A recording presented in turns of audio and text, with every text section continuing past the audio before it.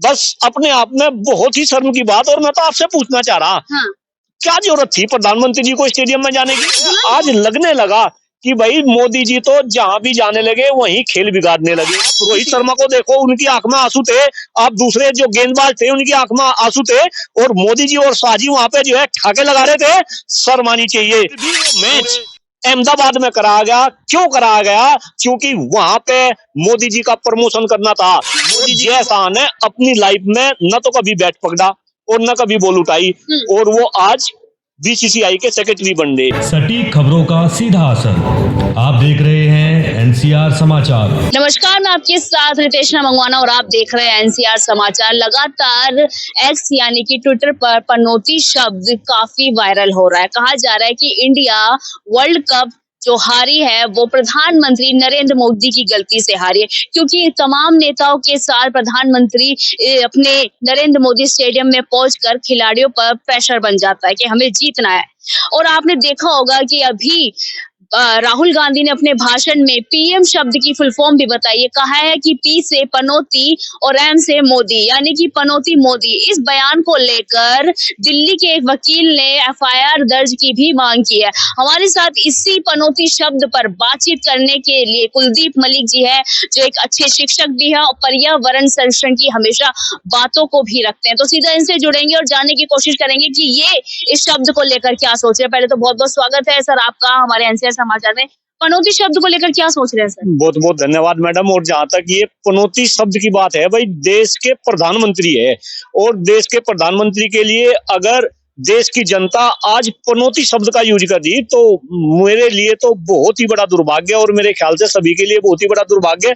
लेकिन हमें यह भी देखना पड़ेगा कि भाई जनता जिस मोदी जी को सर आंखों पे बटाती थी, 142 143 करोड़ की ये जनता है, और आज अगर देश के प्रधानमंत्री आदरणीय मोदी जी है तो वो कहीं ना कहीं जनता के प्रधानमंत्री जी है, और जनता ने उन्हें मत दिया। लेकिन आज हालात ये हो गए कि आज वही देश की जनता आदरणीय मोदी जी को पनौती कहकर संबोधित कर रही है, और एक ट्रेंड चला जा रहा। अभी जैसा आपने भी बताया, एक्स की बात करें, ट्विटर की बात करें, दूसरे सोशल प्लेटफॉर्म की हम बात करें, वहां पे पनौती नाम का एक ट्रेंड चल रहा जो अपने आप में बहुत कुछ कह रहा। चंद्रयान 2 के समय आदरणीय मोदी जी वहां पे सभी देश के जो प्रतिष्ठित वैज्ञानिक थे उनके बीच में थे, और चंद्रयान 2 का जो है परीक्षण हो रहा था, तो कहीं ना कहीं वो परीक्षण फेल हुआ। लेकिन जब वही एफर्ट चंद्रयान 3 के केस में किया गया, मोदी जी देश के बाहर थे, वो अफ्रीका में थे, और वही एफर्ट सफल हुआ।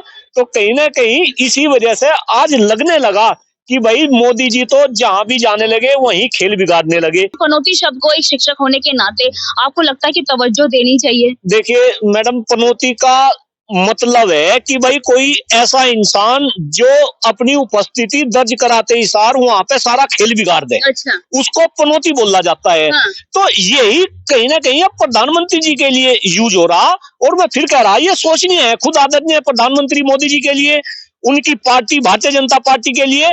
और भाई मैं तो कह रहा कि बस अपने आप में बहुत ही शर्म की बात। और मैं तो आपसे पूछना चाह रहा, हाँ। क्या जरूरत थी प्रधानमंत्री जी को स्टेडियम में जाने की? बुलंद हौसले करने गए थे टीम इंडिया के। बुलंद हौसले वहां प्रधानमंत्री जी से होते, या मैं बात करूं वहां पे कपिल देव जी से होते।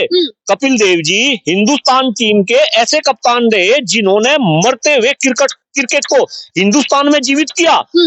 1983 में वर्ल्ड कप विजेता जो टीम बनी वो जो है कपिल देव जी के जो है सुपरविजन में बनी। और मैं आपको बताऊं, जहां पूरा देश उस समय वर्ल्ड कप के फाइनल को देख रहा था, और बड़े बड़े दिग्गज बीसीसीआई द्वारा वहां पे इनवाइट किए गए थे।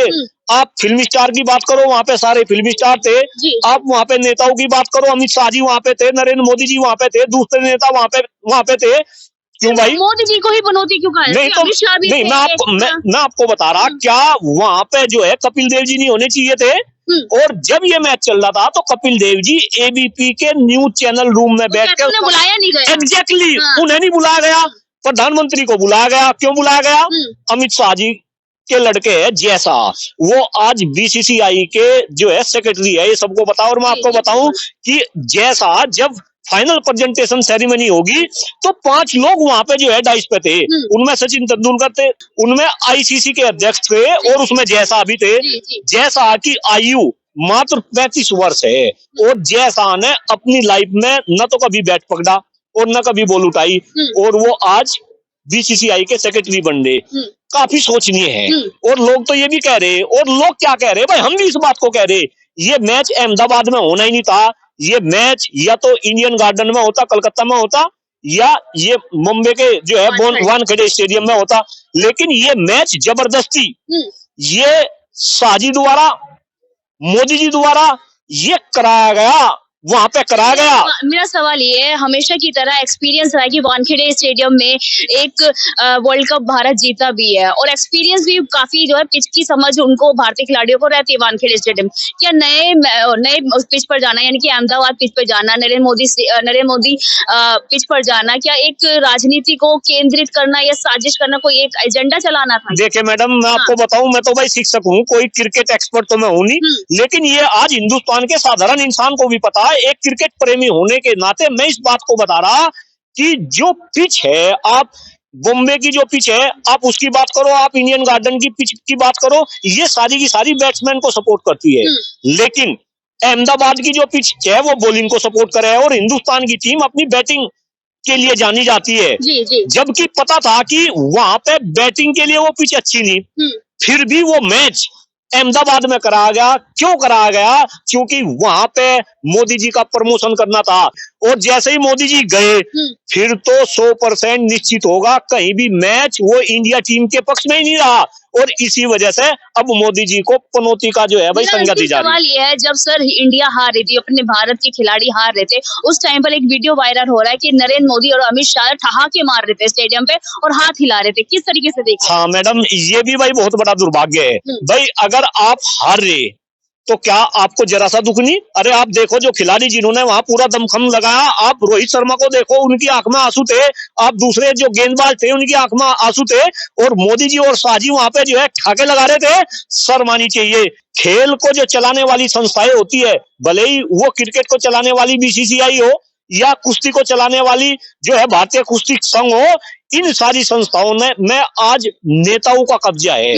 जबकि इसमें होने कौन चाहिए? इसमें होने चाहिए खिलाड़ी जो देश के ऊपर अपनी जान देते हैं, अपना खून पसीना एक करते हैं और वो कहीं ना कहीं उस खेल की बारीकों को भी जानते हैं। तो जहां खिलाड़ी होने चाहिए वहां ये नेता चढ़ गए। और खास तौर से जब मैं ऐसी बात बोल रहा तो लोग ये कह रहे हैं कि भाई जब कांग्रेस की सरकार थी तब भी तो ऐसा ही था। मैं कल किसी सज्जन से बात कर रहा था, मैं उनसे ये कह रहा था कि भाई ये जैसा वहां क्यों पहुंच गया, इतने कम समय में वो सेक्रेटरी क्यों बन गया, और अभी तो बात आ रही कि वो और ऊंची छंगाल लगाने वाला। तो लोग कह रहे हैं कि भाई राजीव शुक्ला ने और शरद पवार ने भी कभी ना तो बैट उठाया ना कभी बॉल उठाई, तो वे भी उस टाइम पे थे।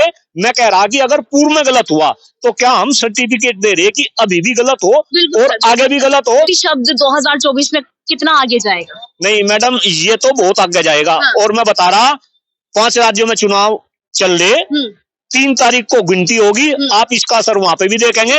और जैसा अभी राहुल गांधी जी ने डेफिनेशन बताई, आप ही बता रहे थे भाई पीएम का मतलब पनौती मोदी, तो अब ये पनौती रहेगा।